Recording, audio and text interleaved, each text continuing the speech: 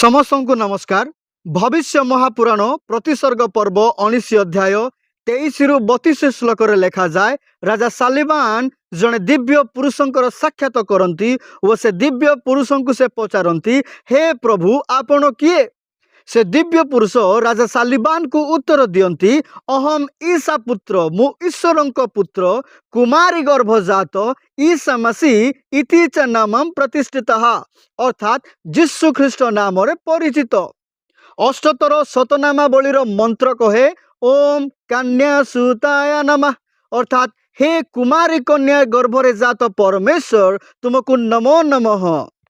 जिसाय 7:14 लेखा जाए, देख जड़े कुमारी कन्या गर्भधारण करी एक पुत्र प्रसव करिवे, ताहांकर नाम इमानुएल, अर्थात आंभ मानक सहित परमेश्वर रखिब।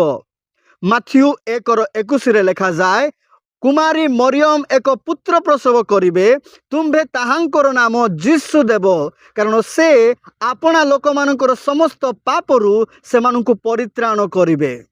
जीशु नामर अर्थ है मनुष्य मानकर समस्त पापरु सेमानकर परित्राण करता। तेणु प्रभु जीशु ख्रीष्टଙ୍କ ठारे विश्वास करंतु, कारण से पाप क्षमाकारी अटंती, से परित्राणकारी अटंती और से अनंत जीवन प्रदानकारी अटंती।